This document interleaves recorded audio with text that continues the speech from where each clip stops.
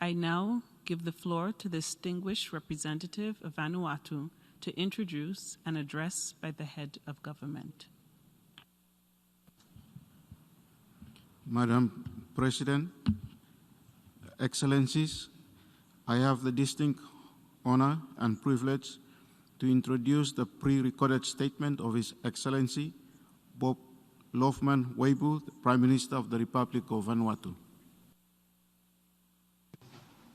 Mr. President, Excellencies, Heads of State and Governments, Mr. Secretary General, distinguished delegates, ladies and gentlemen, I have the great honor to deliver this address on behalf of the government and people of the Republic of Vanuatu. Mr. President, at the outset, let me sincerely congratulate you on assuming the presidency of this 75th session of the United Nations General Assembly. Your Excellency, I assure you of Vanuatu's committed support during your tenure and have every confidence that your presidency will successfully guide us in our collective pursuit of the future we want and rally the spirit of cooperation essential for the United Nations we need. I would also like to extend our heartfelt gratitude to His Excellency Diani Mohammed Ban, the outgoing President of the 74th session, on his outstanding stewardship of this august body during such a challenging time. In our region, New Caledonia will soon face another referendum on the question of independence. It is important that this remains free, fair, and transparent, and continues under the supervision of the United Nations. Mr. President, we know there are widespread human rights violations happening all around us. And yet it seems the world is taking a selective approach to addressing this. In our region, the indigenous people of West Papua continue to suffer from human rights abuses. Last year, leaders from the Pacific Islands Forum respectfully called on the Indonesian government to allow the United Nations Office of the Human Rights Commissioner to visit West Papua province. To date, there has been little progress. I therefore call on the Indonesian government to please heed the previous call of Pacific leaders. Mr. President, the theme of this 75th General Assembly calls on us, the member states of the United Nations, to come together to frame the future we want. For Vanuatu, this extraordinary difficult year has been the backdrop to the start of the next phase of nation building, marked by our independence celebration, culminating with our LDC graduation in a few months. We hope that by sharing our experiences, we can contribute to global learning as we navigate the current crisis and work together in the pursuit of sustained peace and sustainable development. And as we emerge from the grip of COVID-19, we should continue to align our national and global recovery to existing commitments to reorientate growth models to the ones that are more sustainable and greener in nature. More than ever, multilateralism must be defended and responded to the evolving needs of our times. The UN Charter remains our moral compass and continues to remind us of our common duties to save humanity. I thank you, Mr. President, and God bless you all. On behalf of the General Assembly, I wish to thank the Prime Minister of the Republic of Vanuatu for the statement just made. I now give the floor to the distinguished representative of Capo Verde to introduce an address by the head of government. I call on the representative of Indonesia.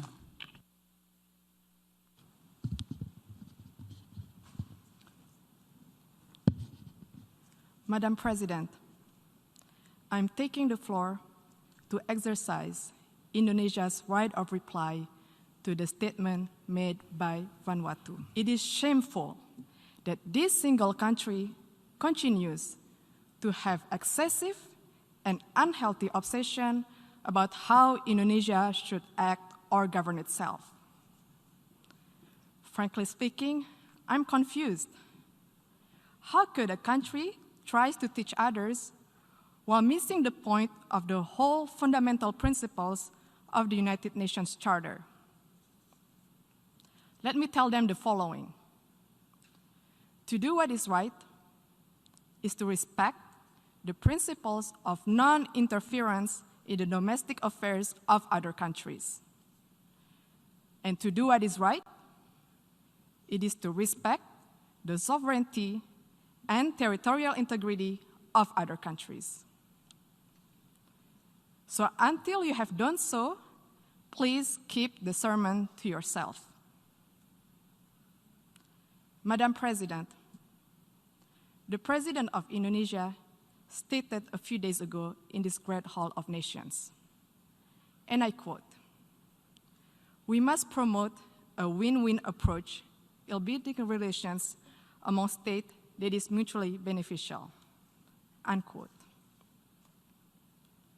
Indeed, such a call was echoed by world leaders throughout this prominent week.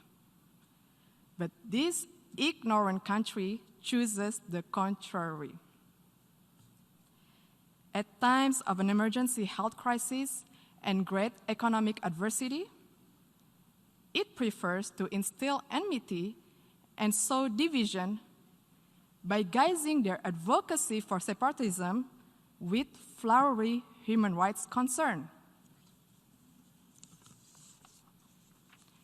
Indonesia, comprising of more than hundreds of ethnic groups, a diverse and multicultural nation with thousands of tribes and hundreds of local languages, spreading across more than 17,400 islands, is committed to human rights.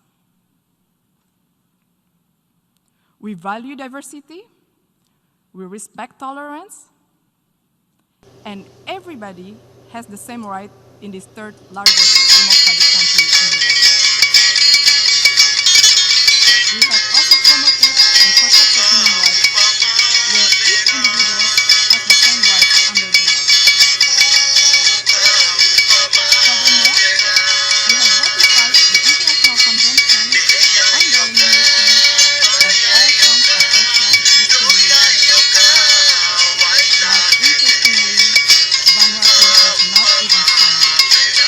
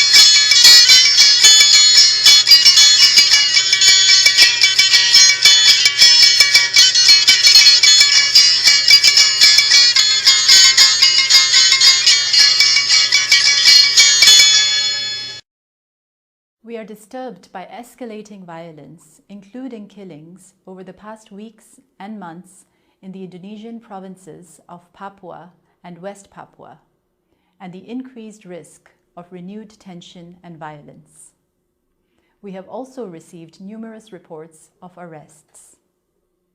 UN human rights experts have repeatedly expressed serious concerns regarding the intimidation, harassment, surveillance, and criminalization of human rights defenders for the exercise of their rights to freedom of expression and of peaceful assembly. We urge the government of Indonesia to uphold people's rights to freedom of association and assembly in line with its international obligations, particularly ahead of the 1st of December, which has often seen protests, tensions, and arrests. We also call on the authorities to pursue thorough investigations into all acts of violence, in particular killings, and for the perpetrators, both non-state and state actors, to be held accountable. At a time of ongoing discussions related to the Special Autonomy Law, we urge all parties to prevent further violence. We call for the creation of a platform for meaningful and inclusive dialogue with the people of Papua and West Papua that addresses long-standing economic, social, and political grievances, as well as the lack of accountability for human rights violations and abuses, past and recent.